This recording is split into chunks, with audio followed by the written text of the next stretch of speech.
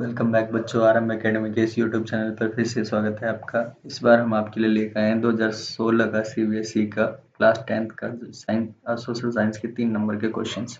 इससे पहले मैं 2015 और 2016 के जो है अपडेट कर चुका हूँ और वीडियो डाल चुका हूँ। इस बार आपकी 2016 की बारी है। पहला क्वेश्चन देखते हैं।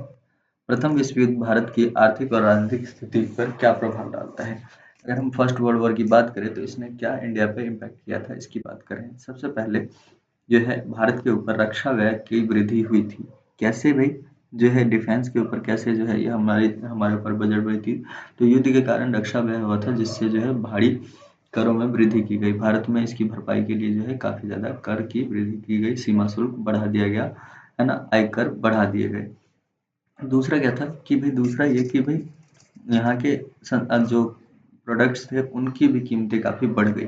जो है वृद्धि जो है किसके ऊपर कर दी गई? वृद्धि जो है मूल्य के ऊपर कर दी गई। 1913 से लेकर 1918 के बीच में आवश्यकता की जो वस्तु है उसकी कीमतें दुगनी हो गई थी और भारत में आम लोगों की कठिनाई काफ़ी ज़्यादा बढ़ गई थी, है ना, प्राइस काफ़ी ज़्यादा हाई हो गए थे।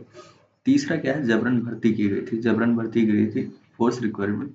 क्यों? क्योंकि जो है इन्हें सेना की आपूर्ति करनी थी और सेना की आपूर्ति के लिए उन्होंने क्या किया था कि वही भारत में जबरन भर्ती करनी शुरू कर दी थी। ग्रामीण क्षेत्रों से लोगों को जबरदस्ती जो है भरा जा रहा था किसमें? सेना में, ताकि जो है वो विश्व युद्ध में हिस्सा ले सके। अगला देखिए, फ्रांसीसी क्रांति में मुद्रण प्रिंट की भूमिका क्या रही? क्या कह रहे हैं कि भाई क्या रोल रहा है प्रिंट कल्चर का फ्रेंच रेवोल्यूशन में? ठीक है, स्टार्ट करते हैं।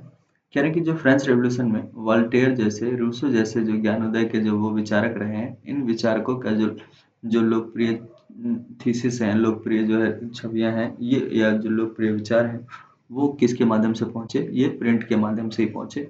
ठीक है, लोगों तक यहाँ तक पहुंचे। ठीक है, क्या कह रहे हैं कि लोकप्रिय बनाए। इन्होंने चर्च के पवित्र अधिकारों और राज्यों की निरंकुश शक्ति पर हमला किया और तर्क शासन को बढ़ावा दिया। तर्क शासन को बढ़ावा दिया।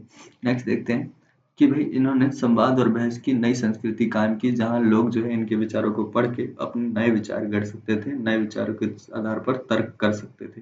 ठीक है, नेक्स्ट बढ़ते हैं आपके कि भाई 1780 के दशक में तब अशक तक जो है ऐसे साहित्य पढ़ी गई जिसमें राजशाही का मजाक उड़ाया जा रहा था। नैतिकता की आलोचना, नैतिकता के आधार पर उनकी आलोचना की जाती थी और साहित्य जो है गुप्त रूप से प्रकाशित भी किए जाते थे।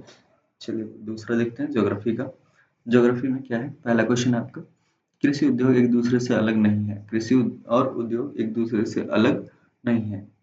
जो आपका एग्रीकल्चर है और जो आपका इंडस्ट्री है वो एक दूसरे से अलग नहीं है। क्यों अलग नहीं है? क्या आधार है इसके?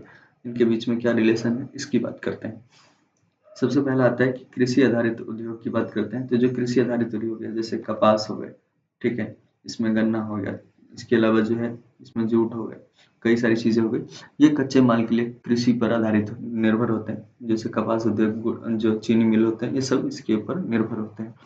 दूसरा क्या कहते हैं कि भाई बदलते उद्योग जो है कृषि उत्पादक की आवश्यकताओं की इनपुट करता है, यानी कि सिंचाई के लिए पंप के लिए, उर्वरक के लिए, कीटनाशक के लिए, पीवीसी पाइप के लिए, जो है इसके अलावा ट्रैक्टर के लिए, ये सारे उत्पादक जो चीजें कौन बनाता है? इंडस्ट्री ही बनाता है, उद्योग ही बनाता है। तो जैसे कृषि जो है उन पर निर्भर है, वैसे कृषि पर ये भी निर्भर होते हैं।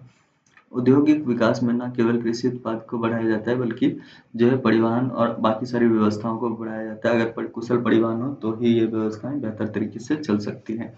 नेक्स्ट देखिए, कह रहे हैं कि भाई खनिज का संरक्षण क्यों आवश्यक है?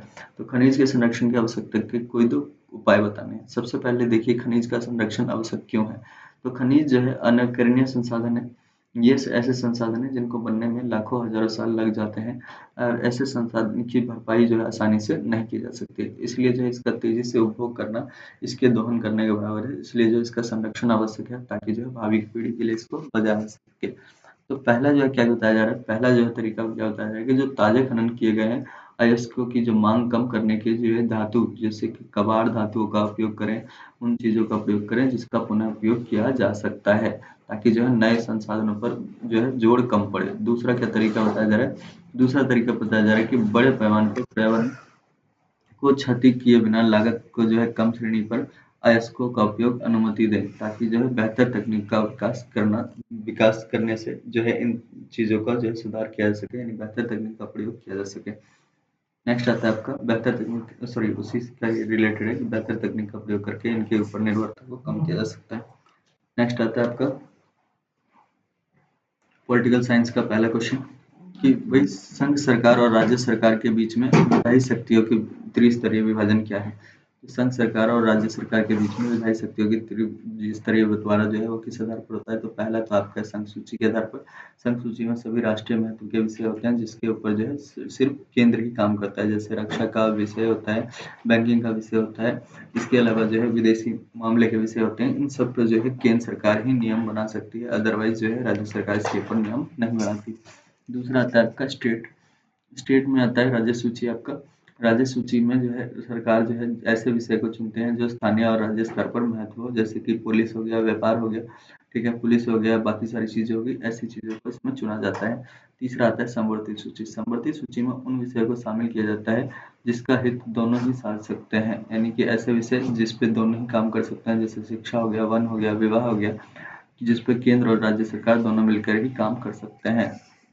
नेक्स्ट आता है आपका लोकतांत्रिक सामाजिक विविधताओं को समाहित करता है। लोकतांत्रिक सामाजिक विविधताओं को समाहित करता है, इस कथन की पुष्टि कीजिए। कैसे डेमोक्रेसी जो है वो इन सब चीजों को जो क्या करता है, अकोमोडेट करता है, इसकी बात करनी है। सबसे पहला आता है कि लोकतंत्र विभिन्न सामाजिक समूहों के बीच प्रतिस्पर्धा संचालित करने के लिए एक शांतिपूर्ण प्रक्रिया विकल्प करता है, जिससे तनाव के विस्फोट या हिंसक होने की संभावना कम होती है।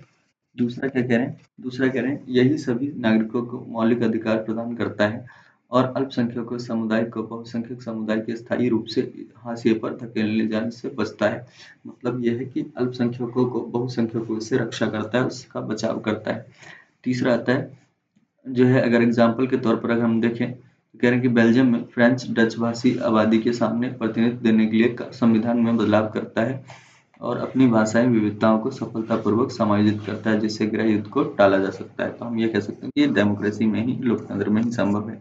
अगला इकोनॉमिक्स आता है आपका। कह रहे हैं कि ग्रामीण समाज में स्वयं सहायता समूह जो है, सेल्फ जो ग्रुप्स होते हैं, सेल्फ हेल्प ग्रुप होते हैं, वो जो है किस प्रकार की भूमिका निभाते हैं। तो ये जो ये स्वयं सहायक संघ होते हैं, ये ग्रामीण सेवाओं में विशेष रूप से महिलाओं के छोटे समूह के रूप में संगठित हैं और इनकी बचत जो है इकट्ठा की जाती है तथा इनके सदस्यों के बीच में जो है उचित ब्याज दरों पर इन्हें ऋण उपलब्ध करवाया जाता है। इसके बारे में आपने कई बार गाँव में सुना भी होगा, ठीक है।